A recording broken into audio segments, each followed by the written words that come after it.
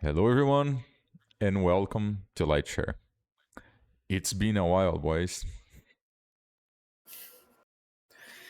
It has been like half a year, I think, Yeah, since it the feels last like a whole episode. year though. Definitely. Definitely, this year was eventful to say the least. Um, I guess Yeah, everyone here watching us probably feels the same as if you lived like 5 years in a one or something along those lines. Uh, yeah, for real. That's both what it on felt like. Compressed experience, compressed time. I don't know. Like lots of things have Yeah, happened time flies. in in a Mhm. very short amount of time. And yeah, I guess we've all been just busy. Life happens and you got to handle a bunch of stuff. But it's quite awesome to be back after so long. And I'm looking forward to see whatever we can talk about. I'm down to anything if you guys have anything in mind. Yeah, But I guess we could steer the conversation towards this sort of personal project stuff, or maybe, I don't know, something that most people might be having some questions or, you know, I think it's the best time to talk about that in this current landscape of things, just because, if anyone's watching, they kind of know the current situation of what's happening in the industry and just the overall like vibe of opportunities out there or like, you know, your own endeavors. Yeah, I guess So this current moment of the industry, just so that people can understand, like whoever is watching this is what October of 2025, and as of right now, it feels like the gaming and the movies industry it's a bit of in a chaotic moment, and a lot of people are assuming that's due to AI. And to be completely honest, I think that although that might be one of the factors, it's clearly not the only one, and also like there are bigger economic movements in all countries, not only the US, right? It's just that the US economy affects more in general the gaming industry, at least the Western yeah, it's gaming industry. like a massive shift, different tendencies around the world, the economy shifting also, like you mentioned, and a whole bunch of other factors are steering cool this stuff. whole landscape into a different direction. Yeah, is that So like as artists, we have this tendency to I don't want to say overcomplicate, but that's a word that kind of fits what we kind of do because the AI surge came in, and right after the industry started shifting towards that, and there is this tendency to think that that movement as a cause and consequence kind of deal. While I don't see it necessarily that way, but in any way, like this current moment in the industry, kind of gives people the opportunity to put in practice what we, the three of us, have been talking about for the past, I don't know, like 4 years. yeah, In terms of, uh, it's of course kind of sucks when people like don't have jobs and that sort of thing. And if that's anyone's situation right now, like take whatever it is that I'm going to say with a grain of salt. But it also opens up opportunities for people to do the shifts in the careers that they've been kind of afraid to do or being insecure about, or it kind of proves that stability is really not a thing. Like whenever it doesn't really exist, it's just an illusion that we put on ourselves that life, as good as it might be, will continue to be the exact same way as long as you keep doing the exact same thing. that's how I And usually see everything. Like an opportunity. Like whenever something bad happens, I see it like a chance. It's like a lesson, like something you can learn from it. And I know this might sting, especially to people like we've been there too, and that those bad spots, and it's really difficult to see it that way when you're in there, you know? Like when everything's messed up around you, it's really hard to say, yeah, this is actually teaching me something, Like I know it's very difficult, but it's the truth I came across. Like when you get out of that, when you get past that situation, you look back and you think, well, I wouldn't be here if it wasn't for that. So in a way, you learn to be thankful and grateful for everything that happens in your life, whether you regard it as something good or something bad at that And moment. it's a Because more truth be told, useful mindset. yeah, Yeah. due to the emotional implication of that situation, you're blinded by it and you can't see straight.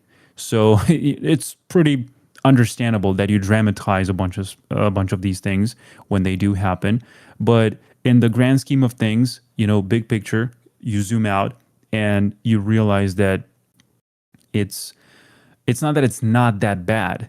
It's actually neither bad nor good, but it served you somehow to push you into the next steps of your journey. So I would tie it to what you were talking about with the industry shifting and the economy and everything.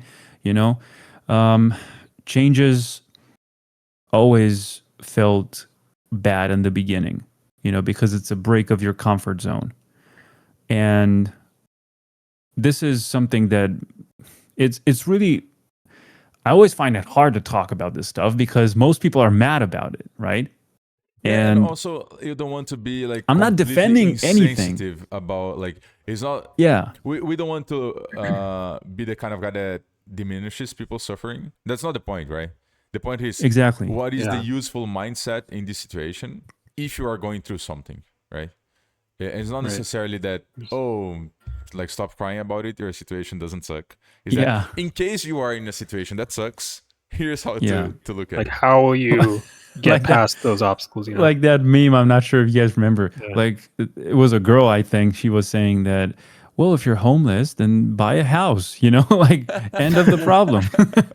We're not doing that. That's not the point. The point is to Yeah. I think. acknowledge how hard it is and how difficult it is, but then also offering like a resource, like a tool, something to get you out of that.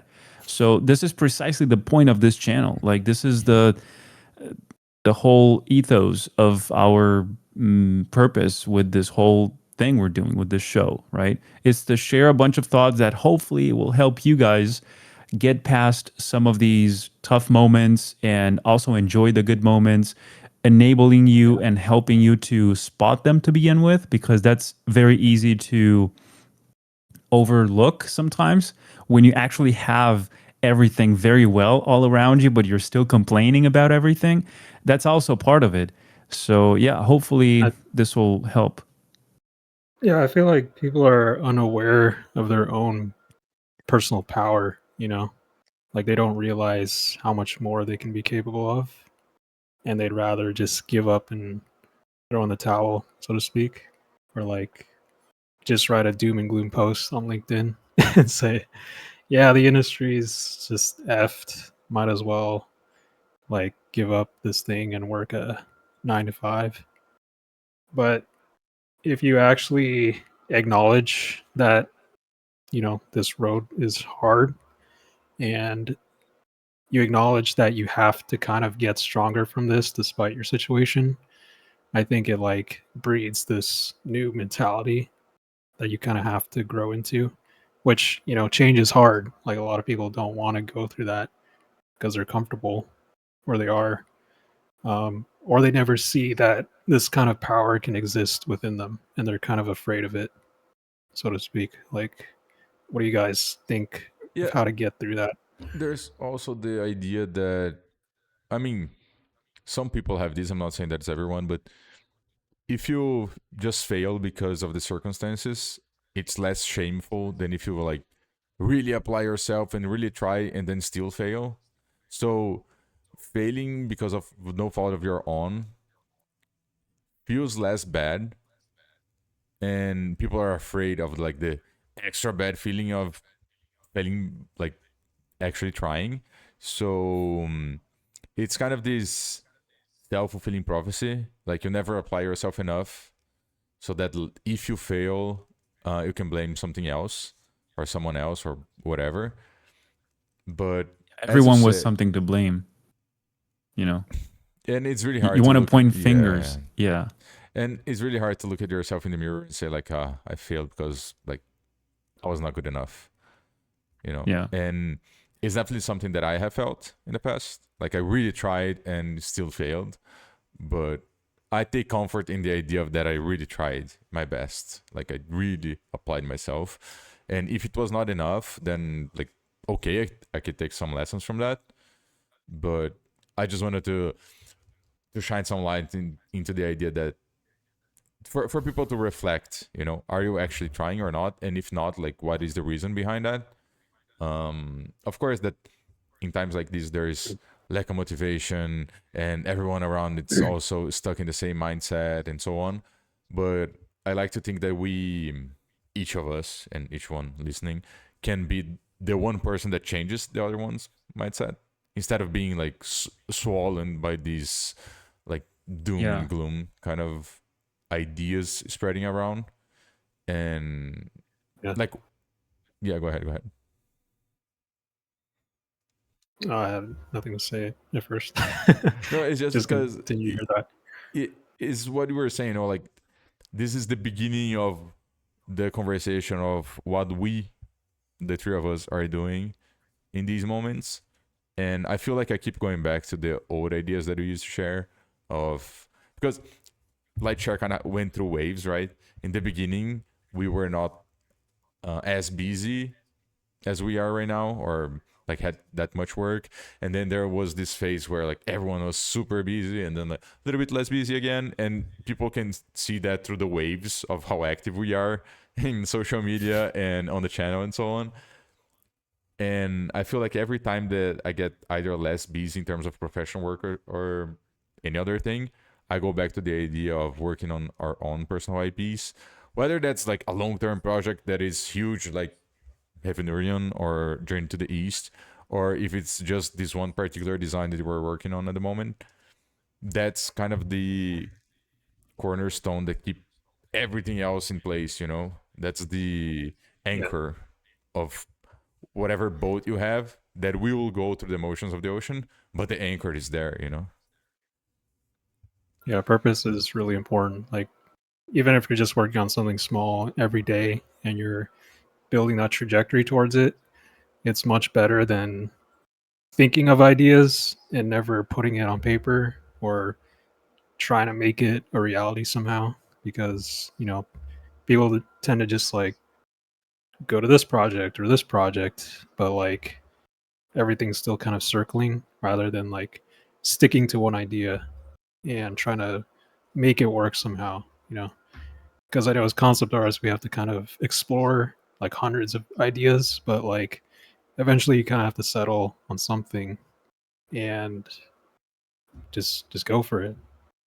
Dive. Dive into it. Yeah, it's about motion, right? Movement. Like everything matters, everything counts. We've been saying it for so long. Like it's rooted in real life experience too. Like we've all felt it, and I know this is pretty much common knowledge out there, but to some people it might go under their radar because of how obvious it is. It's so obvious that it's hard to believe that it's as easy as just running a single lap around the block every day, and soon enough you want to run a little longer or walk, or you do 5 push-ups now and then you'll soon get better. You do one sketch, you try to sketch hands, which is super hard, but then after a month of doing that, you feel a little better. You feel like you're improving actually. So it's tiny steps, what's the expression, stepping stones, right? So also going back to that earlier point you made, Andre, it's there's also like a fine line dividing that thing where you take ownership of your problems and the issues that you yourself have caused in your story, and also dividing it from the circumstances that affected it, right? And led to that negative outcome of you not achieving the thing that you set up to achieve in the first place. So you got to realize that if it rains, it rains. You can't stop the rain, right? So that's not on you. What's on you is probably, I don't know, planning accordingly, shifting some events, some plans, changing your schedule a little bit just to adapt to that thing. Taking an umbrella with you, avoiding. I don't know. Like it's up to you. Get creative with it. Do whatever you can. But that's the point of adaptation. You have to be adaptive. You have to learn how to be flexible with these things, and this translates directly into a how can I say this, like a hard skill that you should have in your toolkit when also approaching this industry. Because yeah, I know you specialize in drawing orcs, but what if they come at you with like some vehicle design, even though it's still organic medieval kind of stuff, but hey, put this orc with this vehicle together, make one character. I know it's like a horrible abomination, but imagine that, right? You got to have some notions on how to do that too. And I feel like this might stem from this conversation about specialized or generalized. No, like the Specialist versus specialist and generalist. the Yeah. generalist. Exactly. That kind of conversation, which, by the way, has been like a topic of debate for years on end. Like, which one is better? Bro, all of them are good. Like it's just up to you. Like, it depends what you want to become. Some people like to kind of mock the generalist kind of approach because it's like, yeah, you're a jack of all trades, but master of none. As if like you're okay at everything, but not good really at anything, which doesn't have to be true. You know, Yeah. Yeah, Like it's I think. Oh, go ahead. well, it's just because Okay. like I don't remember where I saw this, but I saw the full saying, like Jack of trade, como que é? Joker of all trades, yeah, master of none, and Jack of all. Yeah. Jack of all trades, master of none. But there's like the finishing of that sentence, which is like he will not be better than the master at that one particular thing, but he will more often be better than the master, and that's like the last part that no one says, but also gives some value to the guy who wants to be a yeah. generalist. And if I would not let anyone disencourage you if that's what you want to do. I would just whatever like lane you pick, just be freaking good at that one. Like if you want to be a generalist, be a good generalist. If you want to be a specialist, be a good specialist, and don't stop growing within that realm that you chose to grow on. Like times like these where maybe work's not as common for people, or like you don't have as much work going on. Don't just like be lazy and do whatever little work you have and then sit on your couch. Like if you were used to working, I Be don't know, 10 intentional. hours a day, yeah, and you only have like 2 hours of client work per day to do, just sit the next 8 hours and study. Or you were already used to it, you were already doing it. There's no reason to. Of course, that I understand. Maybe you're not as motivated, but make sure that every single day you work a little bit on the thing that you need to work on, because competition will just grow stronger, especially in times For like these. for most people, that's only Yeah. natural. To just sit there for 10 hours studying something in particular. They can't think of anything else. They wouldn't do anything else but just study that thing in particular because they're so drawn to it. They love it. Yeah. But for some other people who are probably, like you said, not as motivated, it might feel a lot harder to engage with that type of mindset at first because, and I really think that overabundance of options also is a cause for this. Like when you see, I don't know, 20 different things to choose from, it becomes harder than if you only have two, you know? So Yeah. that's in a way something you should also take ownership over and limit your choices, And this also, again, everything's so interconnected, guys. Like it all relates to the industry and it relates to many other fields. It's basically life. So it relates to the industry in the way that is like I'm looking for a word now, like limiting the scope or the options Narrowing. or the direction, like you Yeah. have to narrow down everything.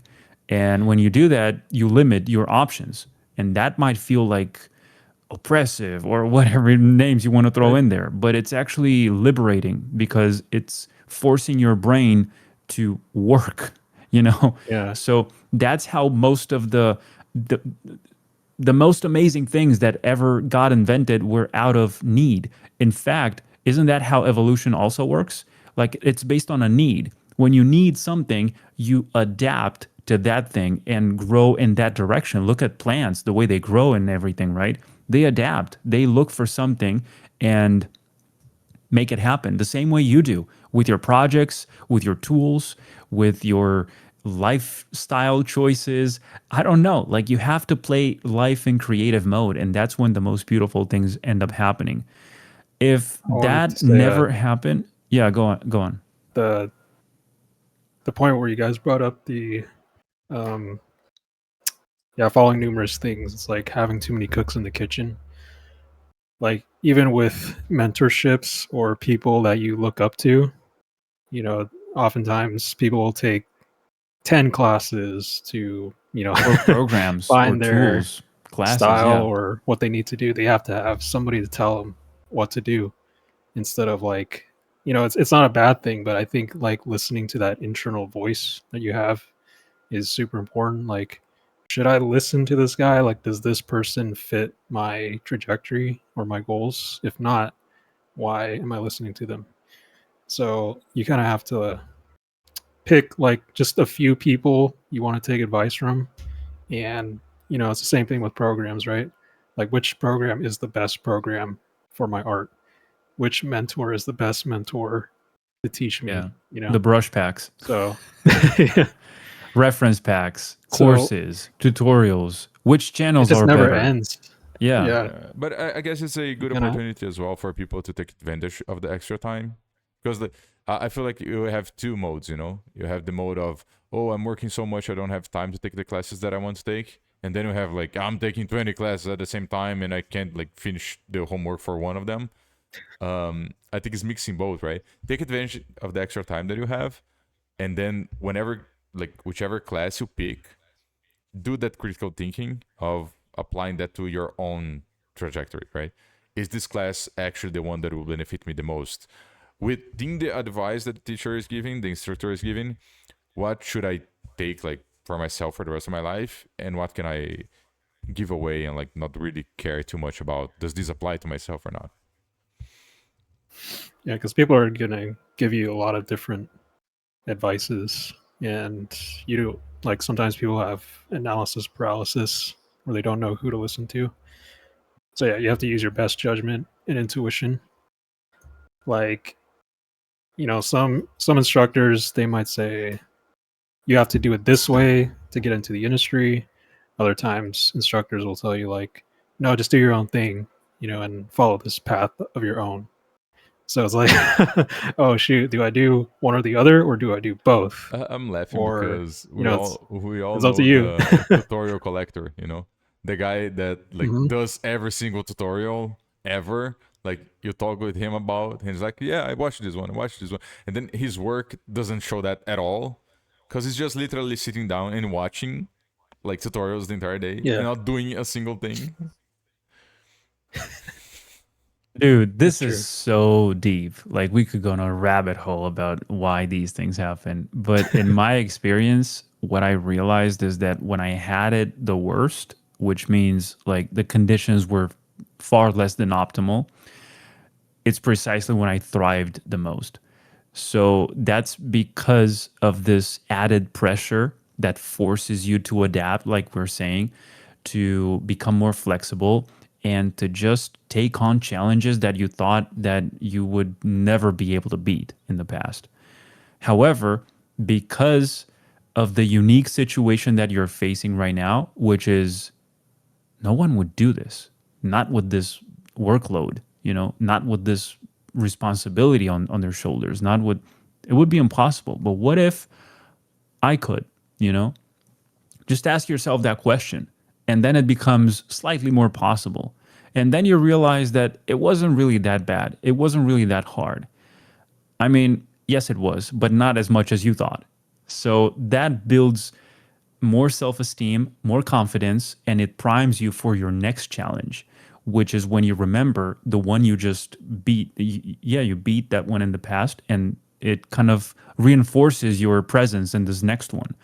So yeah, it goes back to the show the power of pressure. Isn't that how diamonds are forged, right? Like they're built under pressure, right? Without Yeah. that pressure, it would be just a grain of sand. They're just made in a So, lab nowadays, dude. oh, that's right. Yeah, but hey, wait, your natural, No struggle needed. your natural intelligence, right? You're not artificial intelligence. So let's keep it that way. So I like the comparison. and yeah, Yeah. it also the whole thing you guys were talking about overabundance of tools and all that stuff. The guy watching tutorials nonstop, that's a big issue because, and I understand that. I've been there too in the past. Like you think that by collecting this many books and this many tutorials and this many courses and this many reference packs and just investing all that money, or getting it in any way possible, someone gave it to you, like promotions, discounts, whatever.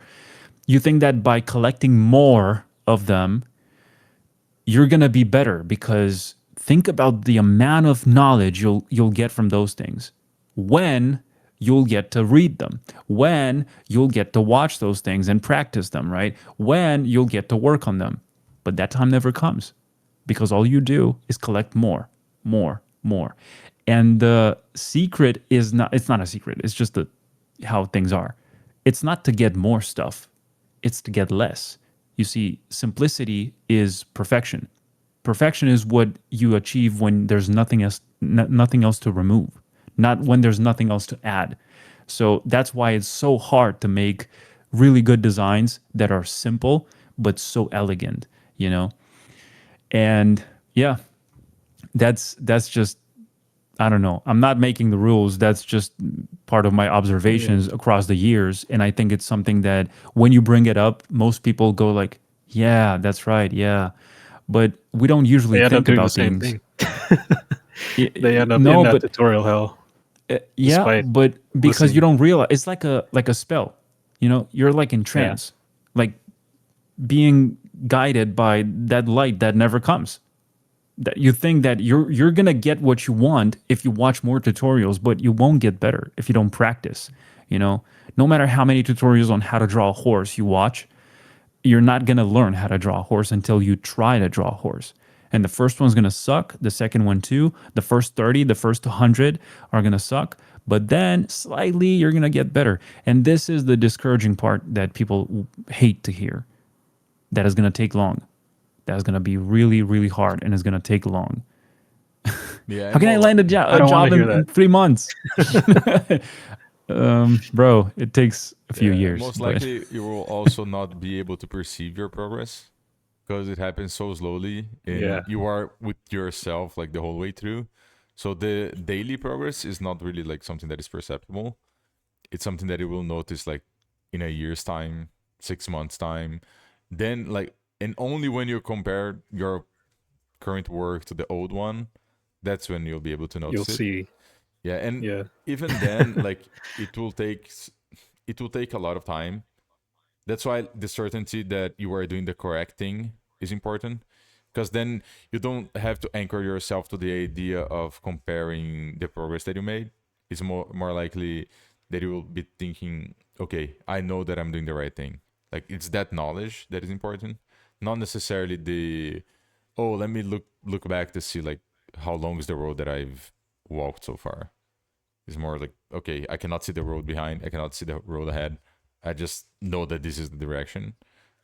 Which is And- not a bad thing to do either. It's fine if you want to peek behind and look how far you've come, but don't be locked in that, because that's ultimately what prevents you from seeing the now moment, and you trip and you fall.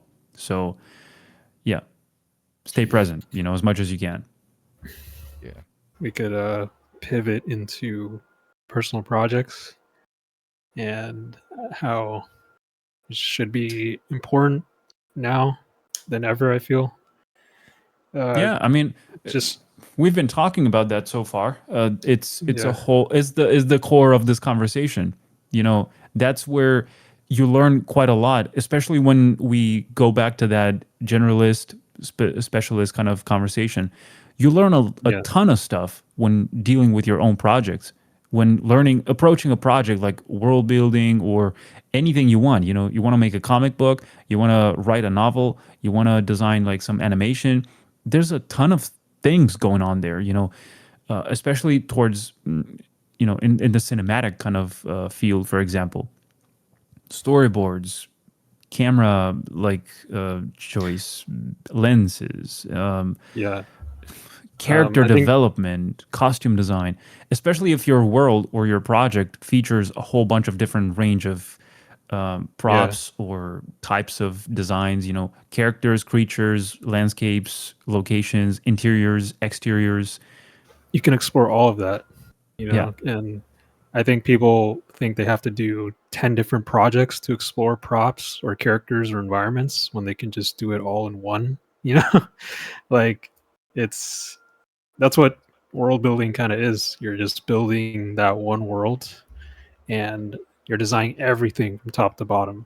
So it gives you a challenge to, do this, do this, do that. It sounds And overwhelming at first because there's a lot of stuff yeah, to deal with, mm, but take it one at a slowly. time. Start with Yeah. maybe a character or maybe just the landscape, maybe just a prop, a single prop. Imagine that. Yeah. A single prop fueling an entire saga. It's a good Yeah. opportunity as It's well to differentiate yourself, because in a environment where the final look is not something that is hard to achieve, and that's because of like all the tools that you have out there. I think having a distinct look, a distinct style, will be a lot more important. If you see the games that have been successful, yeah, there's still like the AAA super realistic stuff that is successful, but there's also a ton of stylized stuff that like blows up and makes people like indie games that make people reach out of nowhere and that Mhm. like are even more successful with less investment. And I feel like there's a huge need for that right now. Some freshness, like something people are constantly looking for something new that they never saw before. There's a little bit of a AAA fatigue, I guess, because people already know. No one cares anymore about like how good the blade of grass on your game looks like. I mean, of course that there are people that like that, but most people don't care too much about it. Yeah. But they will and be you can deeply only moved. milk franchises so much, you know, until Yeah. there's nothing else there. Yeah. So And And it's like you the said, opportunity for Andre, people to or have something that they will be enthusiastic about, like that's what I feel like the projects need to be. yeah. I was gonna bounce off your idea on style too. Like if you can't figure out a style, for example, like you don't have the imaginative means to create one, then make sure you develop your subject matter as well. Because I think that's another thing too. Like having a consistent subject matter. If you can't have a style that really fits, like as long as you keep painting your concepts the same way you paint each one, I think eventually that'll develop into your style. And then your subject matter will kind of carry that through. So it Mm. like remains consistent. Um, because yeah, I like me personally, like I struggle with style like for a long time. But if I just choose one subject matter that I really enjoy creating and dabbling with, I think the style will eventually come out of that. So yeah, Yeah, just do stuff that you like, your I like main ever passion. since I think this happened after the last episode that I was here. I started a course here in Brazil, like I'm teaching some students, and a big part of the course is the style finding stuff. And there's like one class fully dedicated to only that subject matter. And the idea is that it's not something that will come like from one single sketch or one single drawing or one single like study session or reference collection, but there's this it's something that you can kind of point yourself to, but it's a collection of what you lived and what you like. So it's sort of your experiences plus what you're aiming at, something that you like speaks to you personally. And then you also add the third element of what comes more naturally in terms of when you are executing stuff. So, as an example, I'm someone who likes line art a lot, is something that comes more naturally to me. So if I was aiming towards a style that would be, I don't know, a lot more focused on painted sketches or painterly stuff, I would be fighting these natural instincts that I have to draw lines, right? And getting balance and starting to perceive all of those aspects of yourself, I think they will help you understand what is your style, or at least in which realm that is, and kind of guide yourself, maybe like hitting the walls on the way, but narrowing it a little bit, because it's a and I found, thankfully, like I was a bit insecure about that class, because I thought that this will either make the students like love the class, or they will hate me, because then they'll like have to stop and think about stuff. But thankfully, I found a lot of success in people like really enjoying that process of actually studying themselves, like stopping and thinking, what is it that I like, and why do I like the things that I like? What are the references of my references? Like, how far back can I go into what built the world that I love, like to look at and to do and to create? And in that, knowing what I love, what how can I add to this? Like, what can I add from myself to this world? Like, what is missing in the drawings of the people that I love? Because it's I don't know if this happens to you guys. There's a ton of artists that I admire, but there's not one single guy that does everything perfectly well in the way that I would like him or her to do. So I want to look at their work and leave the like idol aside from a second and think more critically about it, and like, oh, if I could change something about this drawing, what would that be? And that what would that be question is your style. It's like your thing, is your taste, is your personal self developing, and understanding that, yeah, they are freaking great. They are idols for a reason, they are like great artists and so on, but they are also human and they're not perfect. And breaking And down they're not those. and they're not you. Yeah, exactly. You're the only you in the world. And that's why you'll never find anyone to have everything you expect yourself to do, right? That's why when you mentioned like you have idols and stuff, but there's not a single one that does everything exactly the way you would want it to do. So I think Right. that's an important distinction to keep in mind, and it's great that you're teaching your students this exact same thing you're describing here about like learning more about yourself and why you do certain things. It's awesome. If you go So back to any video on our channel, you'll see plenty of moments where I talk about exactly that same thing, where I keep insisting on, and how people should learn why they speak that way, why they think that way, why they like the things they like, why they behave the way they behave, and why they react the way they react in certain circumstances, but not in some other circumstances. You see, there's a ton of factors that affect these different situations. And learning that is quite a journey. It's a whole adventure because nothing makes sense at first. And then you slowly start to piece it all together into one big, massive puzzle that you call your life story. So that's why I could only encourage everyone to keep learning more about themselves and studying this whole existence. Like, I know it's hard to get lost in the everyday kind of mundane tasks and stuff like that, job responsibilities, work, chores and stuff, but every now and then you have these glimpses of peaceful, quiet silence that is like also loud with these questions in your mind.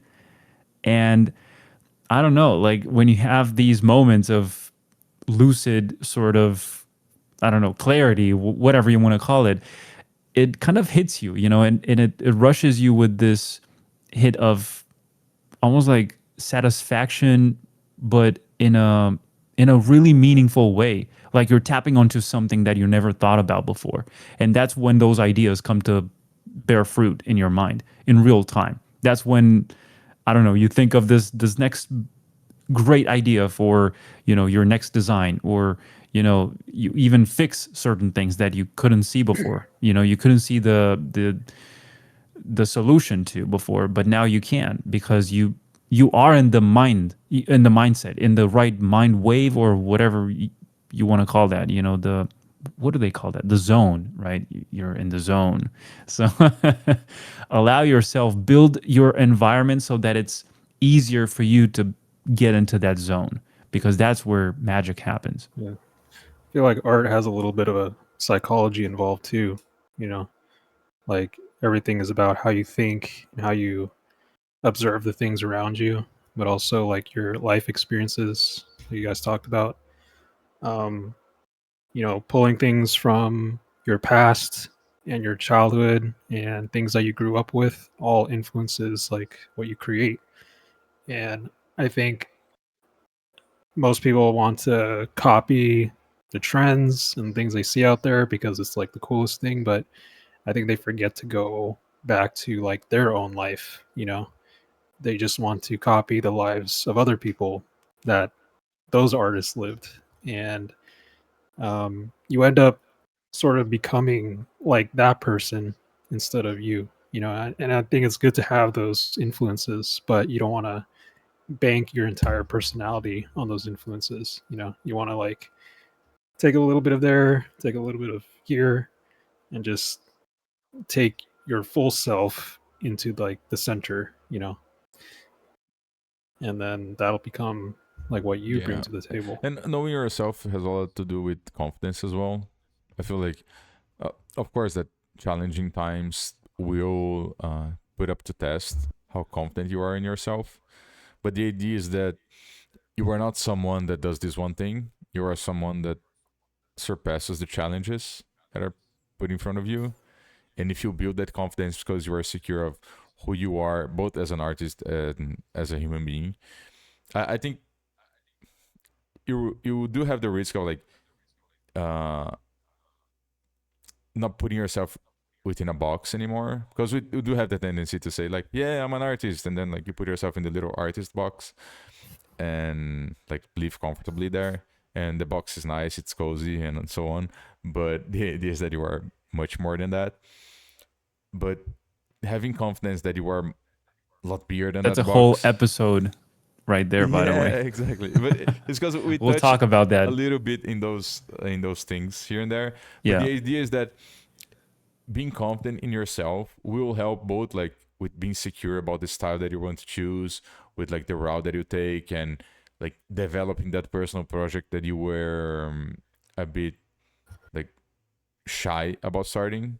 You know, like, oh yeah, I don't know like if those will resonate with the community, how other people will react to it. Maybe it's something that like, oh, I just do props, but now like I've always wanted to do characters for the first time, and I don't know how people will react.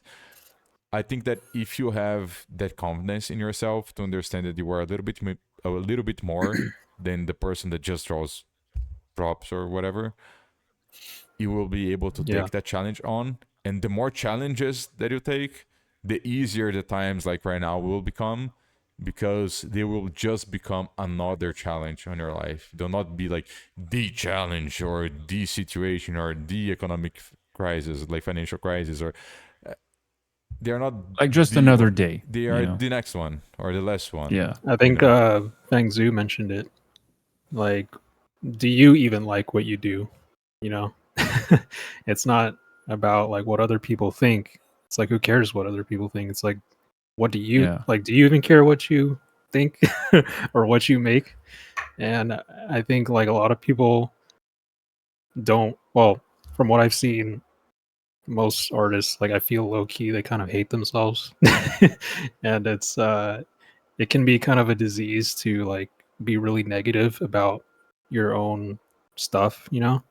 I mean, we've all kind of been there, but you sort of like you said, Andre, like build that confidence up over time, and it's like so important in your art because we often teach the artists how to be better in art, but not how to be better in themselves.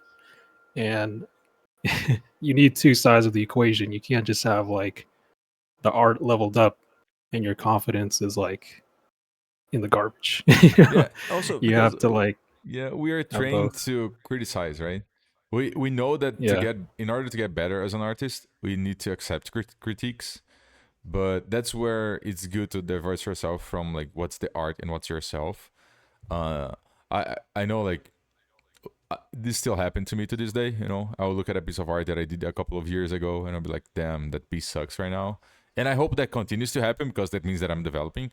But there's a difference between like, "Oh, I hate that drawing that I did 2 years ago," versus, "Oh, I hate myself for having done that drawing." Right? That, that's not the point at all. Yeah, I love myself for being like for the journey that I took, and yeah, if I was bad at what I was doing, and I can see that, it's only because I'm better now. And I hope that tomorrow I can see the errors that my current self is making, and that I can accept that I was trying my best right now, like at that particular moment of my life, and embrace that. It's the same way that you will talk, to your kid, you know, like you don't hate yeah, him because he made a mistake. Like you will teach him, you will correct where it's need to be corrected, but also like you will love him for trying and for giving his best, and you will teach him like the values of life instead of valuing the results that he achieved at that particular moment. Because results, they are a variable, right? Sometimes what happens is that you have a bad day, and whatever it is that you do on that day just kind of sucks. And sometimes you have that miracles day, like where everything is flowing the correct direction and you don't even know why, but things kind of go right. And if you're going Dude, to I developed that mindset a few years ago when I realized that, it's so liberating too when you approach like a workout session or a sketch or a live stream or whatever. You think, because if you're so perfectionist and all that stuff, you think, oh, this one has to be a masterpiece, right? It has to be perfect. But when, you hit those days when you're kind of low and you don't feel like doing it, but you have to do it anyway because it's your responsibility, it's something you have to do, and you approach it with a different mindset, like,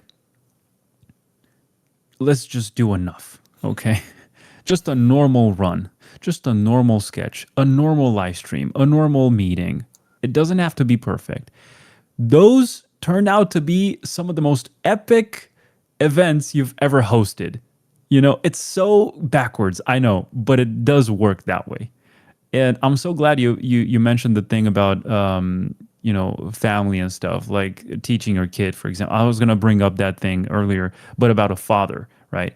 Like when Dom mentioned you pick a little bit of here, a little bit of there. Isn't that exactly what we do with throughout our generations, right? It's a generation thing. Like you sure learn some stuff from your dad, but then you're not your dad. You're the next version of him. And you are kind of adding more things, or switching up certain things, and you develop into a different thing. Your son will do the same thing. His son will do the same thing. And in a way, that's how style develops also. It has this specific tone, or I don't know, like flavor or sound, or it doesn't matter. It's like one thing that's easily identifiable that you can tell, like, yeah, that's that generation. And it happens with your work too, with your sketches, with your ideas. You can tell exactly where they came from. So yeah, and about that, about like, you know, standing up in the mirror and seeing your reflection, you think, stuff like, yeah, I'm happy with the way I am now, or the opposite, like I don't like myself right now. Like that's exactly the sort of what's the name, examination or study of yourself, or like observation, like prompting you to make a change. So if you're not happy with your situation, it lights a flame under your butt to get moving and make things change and make it happen. So yeah, I remember with Dom, we had this joke about, like, yeah, would you date yourself? Like, look at yourself in the mirror. Would you date that guy? Or that girl, whatever you are, right? Like, would you? No, not really. Then why aren't you kind of like trying to get closer to that version where you're actually happy with the way things are. Like it also stems from that same comment you guys made about the very products you would consume. Like, would you buy this book? This book you're Yeah. making right now, would you buy your own book? Not really. Then why do you expect someone else to buy it, right? Yeah. So I had that thing for my videos, for my sketches, for my, like, everything I did was basically, would I buy this? you know, am I my own client? Would I be? And if the answer is no, then something's off, and you have to address that. So, yeah, it was just a brief comment on that. That's so true. Yeah, self-critiquing is important when it comes to making stuff. I think like people get over their heads too much. Like if you don't have a mentor to look over your shoulder, then you better be your own harshest critic. In times where there is no help, because uh, you have to see things objectively and think about what the audience thinks as well, not just like what you think. So you have to be in their shoes, but also, you know, be realistic about what you're It's going a for. it's a battle with your own ego too, because you got to know Yeah. when to kill those darlings, right? Because I've been investing 3 years into this. I'm not gonna throw it away now, you know. But it's wrong and it sucks and no one wants it, and you want people to want it. So what are you gonna do? Are you gonna pivot and take it in a different direction, or are you gonna still kind of clog your ears with your fingers and just pretend that you know no Yeah. one's really talking about it? So in case this doesn't make sense, what I'm saying is that, yeah, you have to be self-critical about your own stuff, but you also shouldn't overdo it. Like Andre already mentioned this Mhm. before, it doesn't mean that you have to hate yourself or something like that. You have to tell the difference between you and your work. You're Yeah. not your work. The same way, I don't think I'm wrong to say that you're not your art. As much as Mhm. I thought that in the past, I thought I am an artist. I am my art. I am my projects. No, you're not. You're much more than that, as Andre already very rightfully pointed out. So realizing that is also another one of these liberating points. We're collecting them throughout this conversation. You realize, like, we're collecting these liberating things that we keep adding into our quiver, which is going to help us defeat this final boss at the end of the story. So it's like tiny little gems you keep collecting throughout your journey, and you have to Yeah. be very aware of them. Yeah, it's good that you mentioned that, because the same way that you're not your art, you're not, you're also not the, like, this current moment that you're living. If there are Mhm. people that are struggling right now, and they're like, oh, I can't find work, and I can't find. You are not like the artist that can't find work. You're not like the one sucking, the one like suffering right now. You're not that. Those are moments that you're living through, and you are like a Yeah. being above all of those moments. And in 5 years time, if you're successful, you're also, and it's good to keep yourself humble, right? You're also not like the best freaking artist in the world just because you're successful right now. It comes in waves, right? There are moments where you're super high, there are moments where you are super low.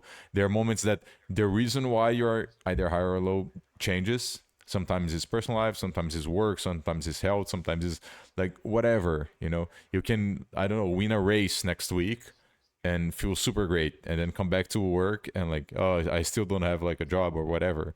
And wait, now like the guy that won the race at 9 a.m. turns like 3 o'clock in the afternoon, and he sucks all of a sudden because he like doesn't have a job. uh Yeah. it's It, like, what it just changed, means that the current circumstances don't override your evidence, the evidence of your and your success, value right? as a human being as well. Yeah. So It's true. like, I will try at least to not let that unmotivate you, or guide your daily actions. At least you will not decide what you do on a daily basis, based on your current circumstances. You will guide those decisions based on like what are the values that I want to cultivate, what am I aiming at, where do I want to get. Of Yeah. course, that some of your daily actions will be like, oh, I have to work my 9 to 5 because I can't like find money any other way, Yeah. right? But Yeah. that has more to do with like what you have like as an obligation at that particular moment. But whenever you are working your 9 to 5, I hope that you are thinking about the thing that you want to do whenever you like get off of work.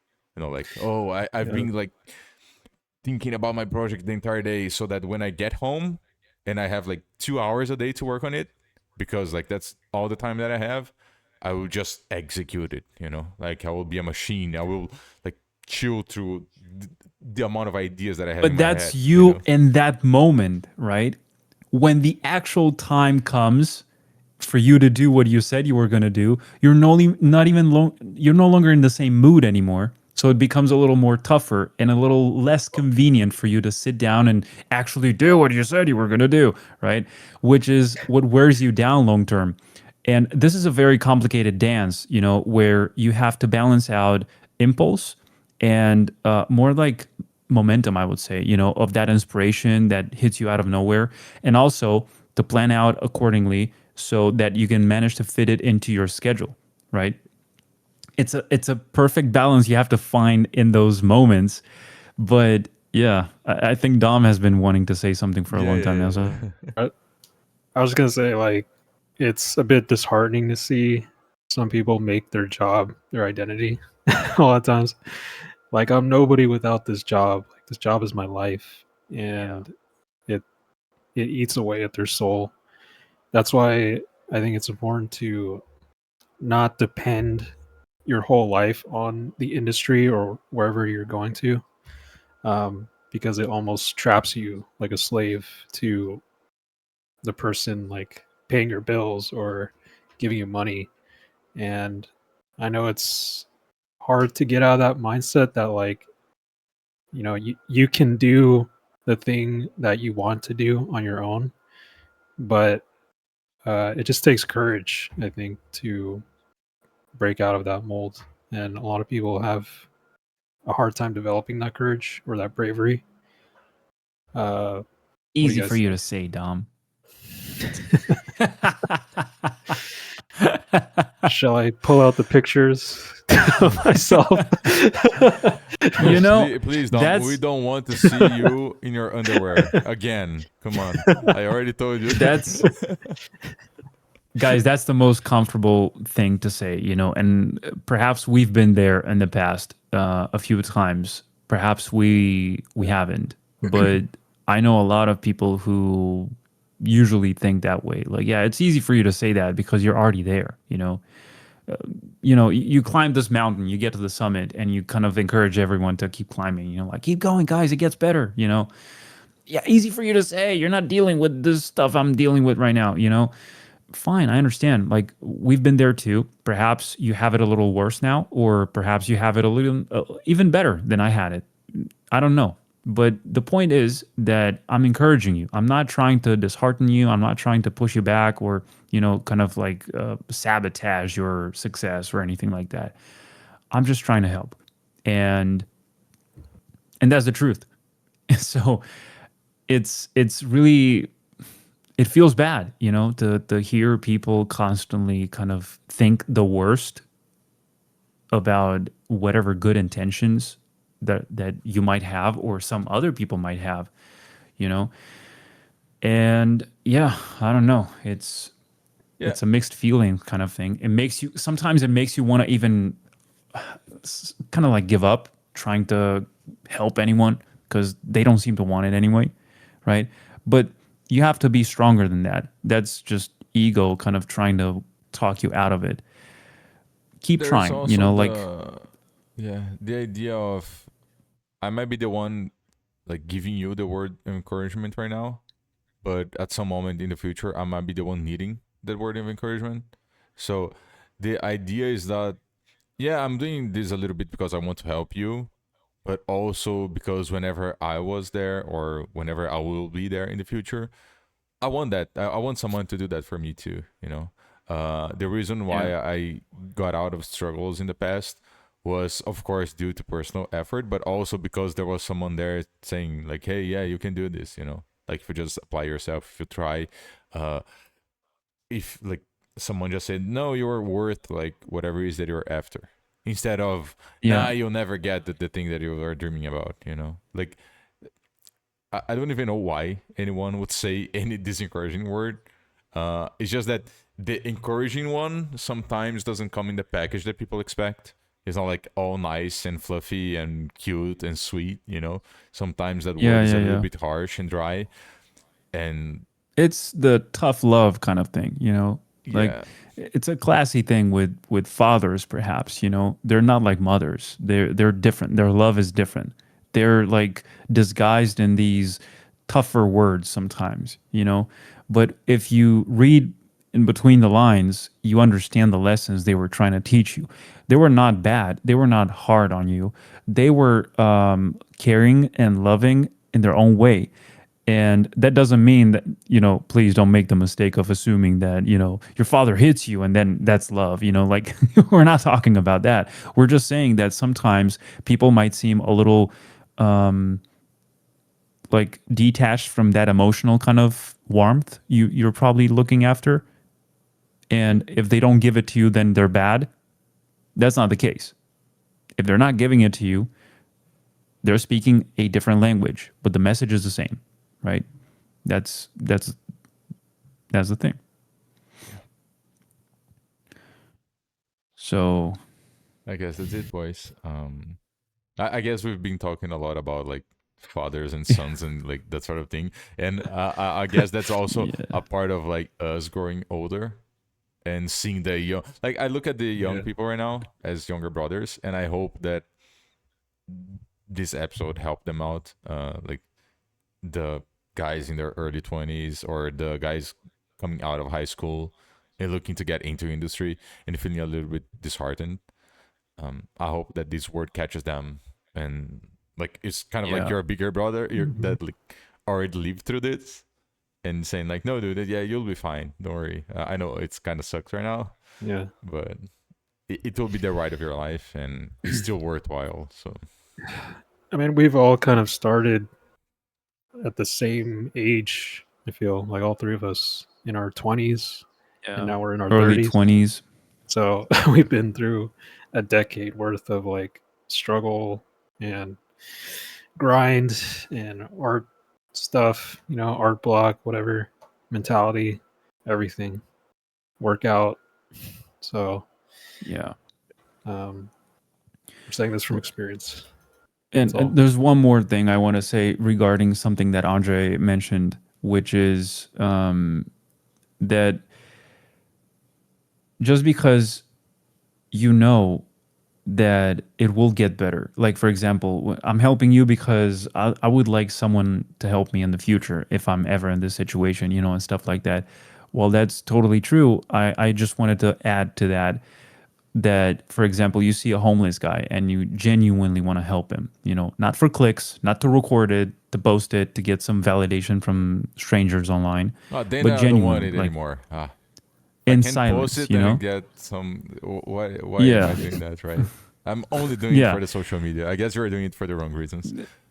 When you do that, and also forget the social media or the cameras or anything else, you just do it because you know that someone might be watching and someone might be giving you karma points or something, like I'm a good guy now. If you do it for that reason, then it's not genuine, so therefore it defeats the very purpose that you wanted to initiate this move with. But if you're truly genuine and you're willing to sacrifice a piece of you, give it half of your sandwich or money to buy food or whatever you want, right? Clothes because it's cold outside or whatever, then that's a totally different story. And that's what you were talking about. You were talking about helping someone because you genuinely wanted to help them, not because you want them to help you in the future, because that's the thing. That help will come, but likely not from them, not from the same Somewhere people you else. helped. And you have to develop this discernment to allow you to spot when those opportunities come to you, right? Because if you blind yourself with this specific person that, for example, I help Dom, and Dom doesn't help me back, but you, Andre, are trying to reach out to me in several thousand manners, different ways. But I'm like, no, I don't have time for this. Dom has to help me, and Dom doesn't help me, not because he doesn't want to. It's just life. He moved away. He's too far now. We no longer talk. So that's the kind of awareness I would like to bring to all of our attention here, because it matters. It sets the tone for a long story, which could be about good or about bad. So, yeah, I hope that this episode felt good to you guys. I sure had a really nice time talking to you about all of this. So I hope our audience also appreciates that. And yeah, let us know whatever your thoughts are. I know for a fact that some of the stuff we've mentioned might resonate very deeply, especially those moments, during the creative process. And yeah, I feel that exact same thing, let us know. Let us know in the comments. And yeah, until the next episode, which I don't even know when that's going to be, hopefully soon, let's just keep doing our best. So thank you guys for watching, and we'll see you next time. Thank you, guys. See you guys. Bye-bye.